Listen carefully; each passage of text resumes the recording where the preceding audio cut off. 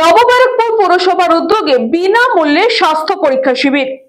নবব্যারাকপুর পৌরসভার উদ্যোগে বিনামূল্যে স্বাস্থ্য পরীক্ষা শিবির হলো এদিন পুরসভার 7 নম্বর ওয়ার্ডের পশ্চিম মাসুন্দা চড়ক মেলার মাঠে।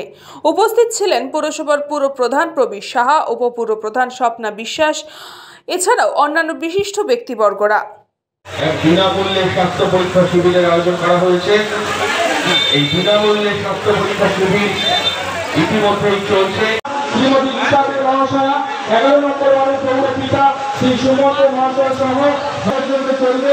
এখান থেকে মেডিসিন, দাঁত এবং চোখের বিভাগে অভিজ্ঞ চিকিৎসক দ্বারা আপনারা চিকিৎসা পরিষেবা পাবেন।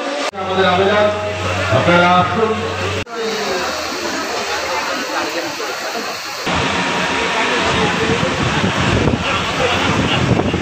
সকাল থেকে বিকেল পর্যন্তই পুরসভার 7, 8, 9 নম্বর ওয়ার্ডের নাগরিকদের বিনামূল্যে চক্ষু পরীক্ষা, দাঁত, ব্লাড প্রেশার, সুগার, ইসিজি ও সাধারণ মেডিসিন পরীক্ষাও করা হবে।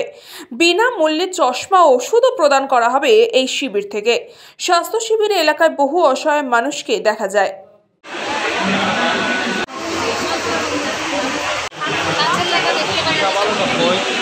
কি বললো ডাক্তার? ডাক্তার বললো চোখ দেখলো, চশমা দিল। আচ্ছা, কেমন লাগছে আপনার? আজকে নিয়ে 2 নম্বর স্বাস্থ্য পরীক্ষার শিবির আমরা করছি।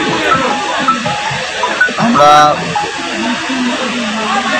নির্বাক করে প্রত্যেকটা নাগরিকের শরীর যাতে ভালো থাকে সেই ভাবনাকে সামনে নিয়ে আমাদের এই স্বাস্থ্য পরীক্ষা শিবির। এবং গত দিন 20 নম্বর এবং 19 নম্বর ওয়ার্ডের সঙ্গে প্রায় 300 মানুষ এই সুবিধা তারা গ্রহণ করেছিল। আজ চড়ক মাঠ 7 নম্বর ওয়ার্ড, 8 নম্বর ওয়ার্ড, 9 নম্বর ওয়ার্ডের সঙ্গে এখানে প্রায় 350-এর ওপর মানুষ ইতিমধ্যে এই সুযোগ গ্রহণ করে।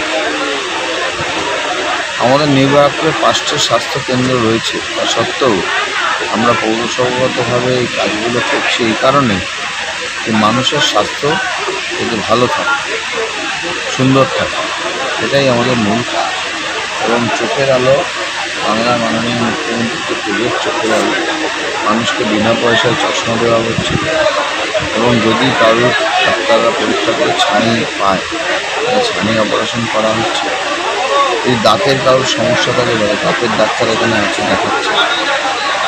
এবং যদি কারোর হার্টের সমস্যা হয়, ইসিজি করার দরকার হয়, ডাক্তারগুলো দেখে 5 জন ডাক্তার এখানে সার্ভিস দিচ্ছে। সেখানে তাহলে হার্টের রোগীদের জন্য ইসিজির ব্যবস্থা করা হচ্ছে। এই বাদে যাদের রক্ত পরীক্ষা টেস্ট করার দরকার তারা এসে এখান থেকে রক্ত পরীক্ষা করছে। ব্যুরো রিপোর্ট, নিউজ পঙ্গ টাইম।